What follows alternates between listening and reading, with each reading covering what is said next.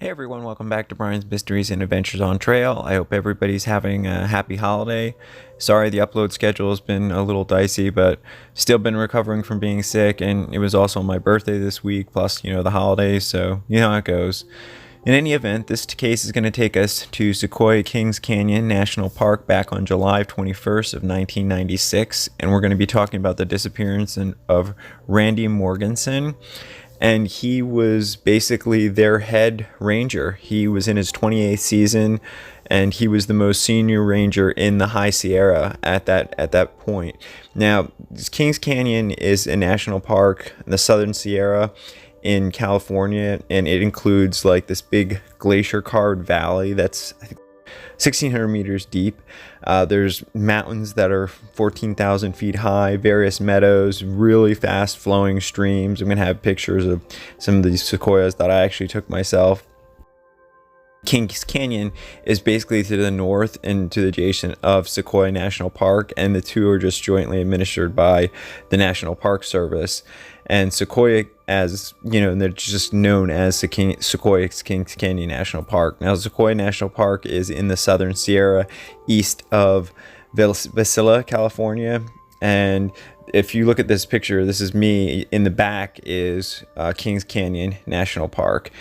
And there's, this park has Mount Whitney, which is 14,505 feet above sea level. It's just a very, very well-known park. And personally, it's one of my favorite parks. It's absolutely beautiful. I love the sequoias.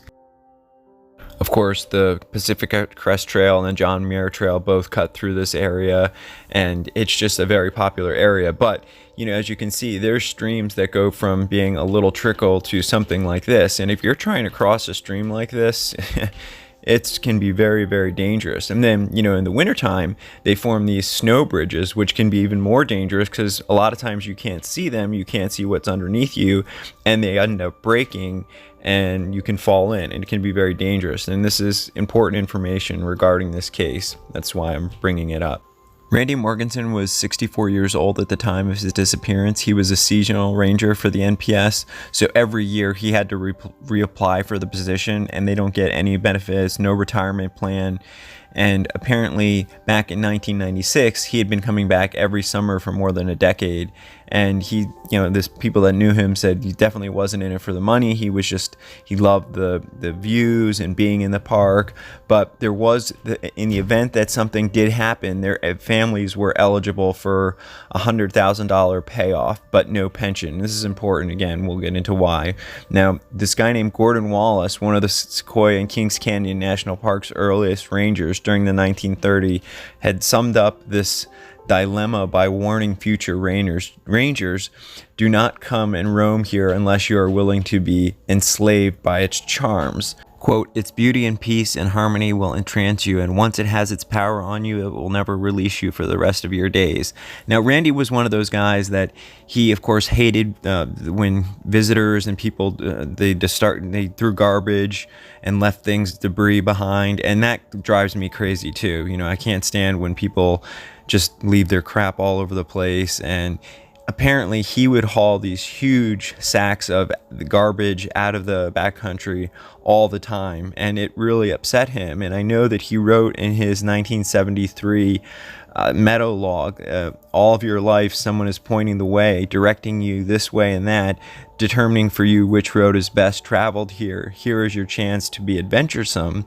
Don't forever seek the easiest way. Take the way you find. Don't demand trail signs and sturdy bridges.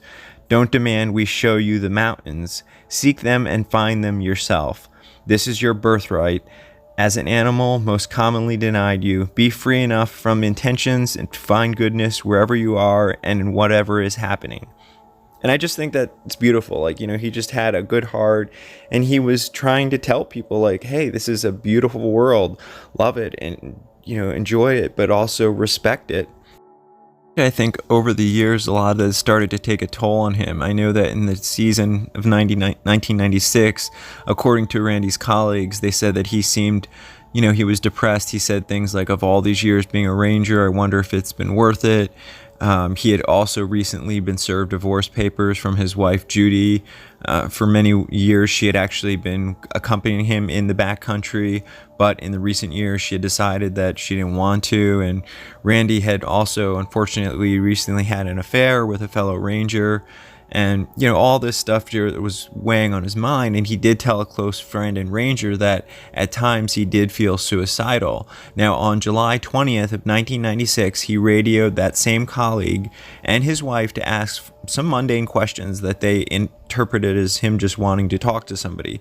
Apparently, the conversation was very short and ended with Randy saying abruptly, "I won't be bothering you two anymore." The next day, Randy left his camp. He left a note on his tent, and he was never seen alive again after this point. Now, apparently, even though it was July 21st of 1996, the note that he wrote, he had dated June 21st. And that's probably just one of those human error things, but it was something that was bizarre. Now, the note said that he would be away for 2 to 3 weeks, and he apparently departed this station near Bench Lake, which I'm going to have a picture here.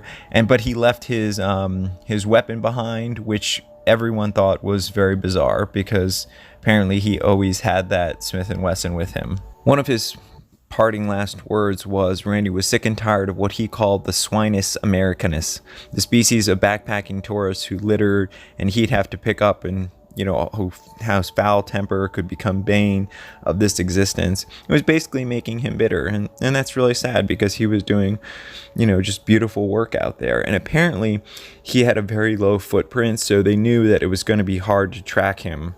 Another ranger, Rick Sanger, was just on his second year of a backcountry ranger duty but he knew when Randy failed to check in by radio for several days that there was probably a problem. That he hiked throughout the night to Randy's station at Bench Lake, and he discovered this note that he was overdue from this cross-country patrol. So he was officially reported missing on July 25th, 1996, and apparently, according to the news, it started one of the most intense and emotionally draining search and rescue operation in national park history.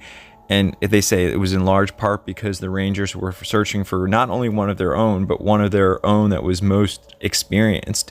This guy by the name of Randy Kaufman was the incident commander, and he had told all his Rangers searching for Randy to read his logbook, Morgenson's logbook, to gather any clues where he possibly could have gone. He, of course, also contacted a secret ballot amongst them to assign each one of them a segment search area of the probability of area, and then a row, rest of the world, probability, where Randy could be outside the designated search area.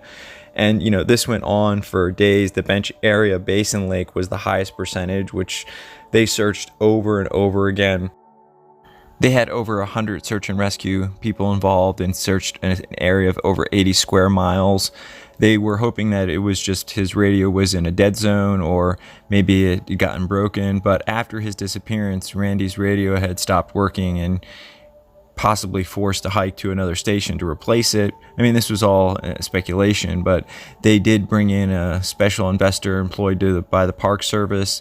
And they found out that Randy had been threatened with violence on 2 separate occasions. Both of these individuals, of course, had alibis. So there was, a lot of speculation and rumors flying around during this whole investigation. And of course, like any other investigation, they had dogs that were seemingly to pick up scents and found random pieces of gear, but none of it could be positively linked to Randy. They brought in, of course, a special helicopter at the time that at one point picked up a campfire burning, but there was no one actually tending to it. So unfortunately, the search was eventually called off and they had nothing to go on. Then, eerily enough, a letter arrived at Randy's, Judy Morgenson's home in Sedona, Arizona, and it was from Randy. And apparently, the story goes, she opened the letter and noted it had been postmarked 2 days after his disappearance. And apparently there was no postal service in the national park, so she couldn't understand how Randy could have mailed the letter.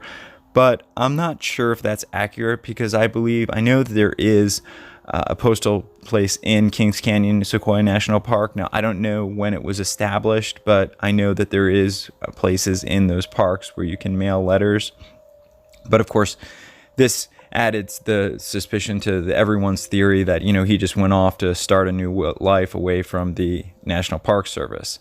However, even after the official search was called off, a lot of his friends and colleagues kept looking for him over the years.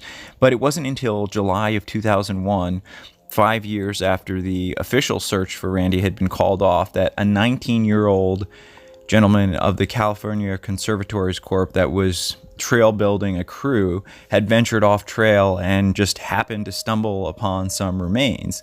The worker also found some other evidence near a creek and a gorge in the Window Peak area, which I'll have a map of.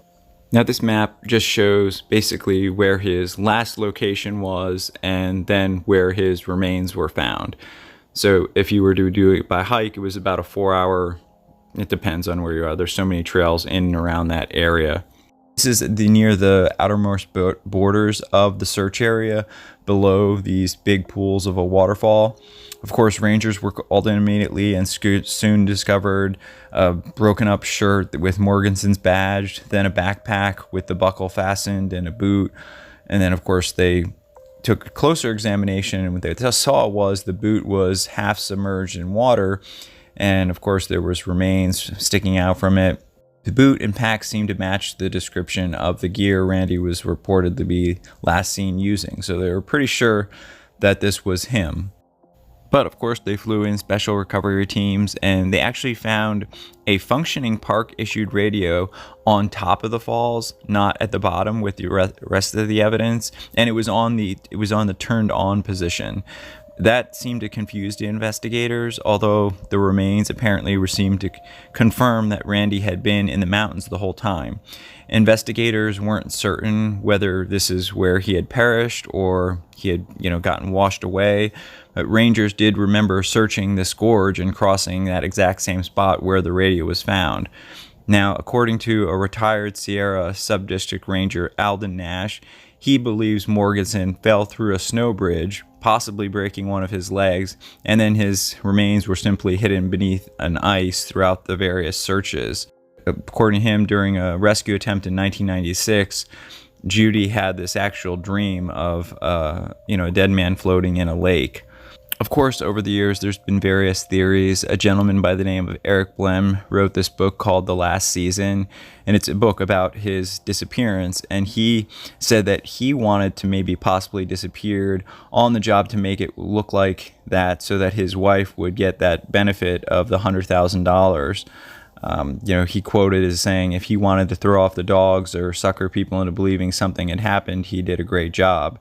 Quote, after so many years with the remains gnawed and gone away, there's really no way to say exactly what happened.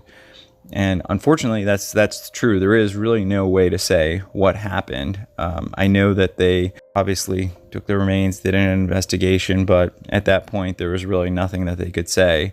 And based on the evidence, it's probable that he did go off for this hike, and based on where they found his radio, he could have fallen at the top of this waterfall and then become, stuck after breaking his leg in this, ice pool. It's really hard to say.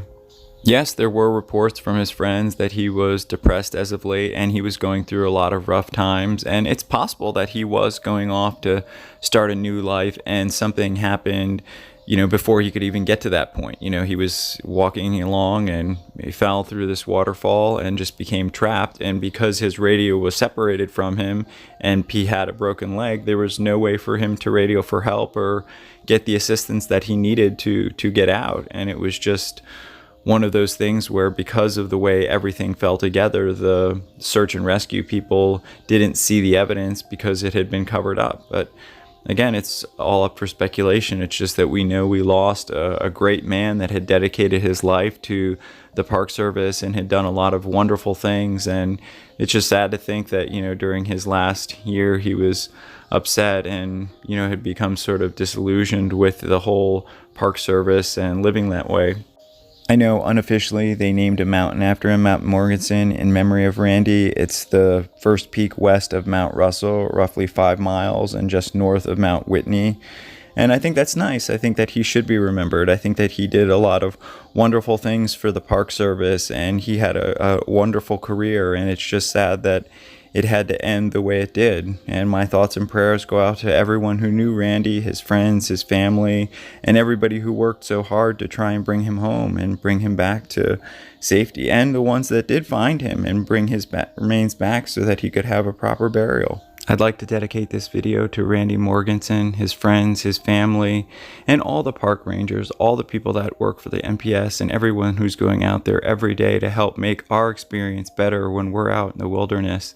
I think it's just such an admirable thing, and I just feel like this case was a tragedy, and I'm just sad that it had to end the way it did. I want to thank everybody for watching, as always, and please be respectful in the comments if you choose to leave them. I hope everyone is having a great holiday season and hoping you have a happy new year.